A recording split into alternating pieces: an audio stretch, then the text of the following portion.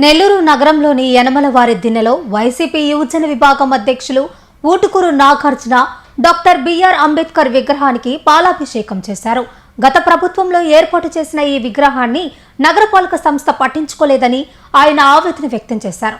సాక్షాత్తు పురపాలక శాఖ మంత్రి నియోజకవర్గంలోని ఇలాంటి చర్యలు జరగడం దారుణమని విమర్శించారు.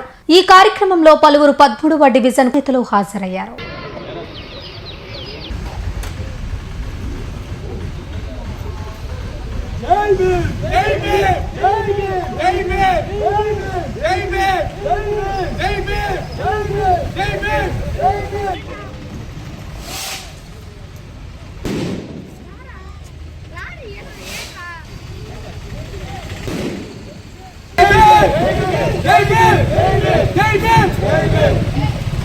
ఈరోజు యలమవారి దిన్నె నెల్లూరు నగరం 13వ డివిజన్ లో ఉన్నటువంటి అంబేద్కర్ గారి 9 అడుగుల కాంస్య విగ్రహానికి పాలాభిషేకం చేసి ఘనంగా ఆయనకి జయంతి నివాళులు ఈరోజు అర్పించడం జరిగింది. ఈరోజు మనము ఒక సాధారణ వ్యక్తి యొక్క జయంతి వేడుకలు జరుపుకోవడంలో ఒక శక్తి, ఒక విశ్వాసం, న్యాయం కోసం ఆయన జీవితాన్ని పోరాటం ఫలితంగా పెట్టినటువంటి మహా మేధావి డాక్టర్ బిఆర్ అంబేద్కర్ గారు.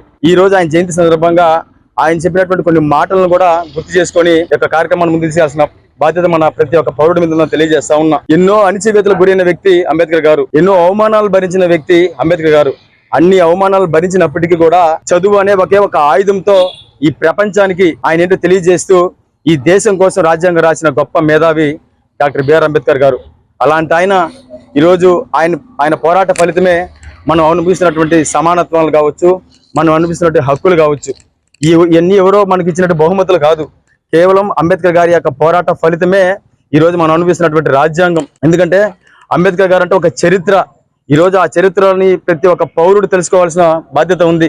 పార్టీలకు అతీతంగా, మతాలకు అతీతంగా, ఊరు వాడ పల్లె ప్రతి ఒక్క దగ్గర కూడా అంబేద్కర్ గారి చరిత్ర గురించి తెలుసుకోవాల్సిన పరిస్థితులు ఉన్నాయి. ఎందుకంటే ఈరోజు అంబేద్కర్ గారి జీవితమే ఒక పోరాట ఫలితం.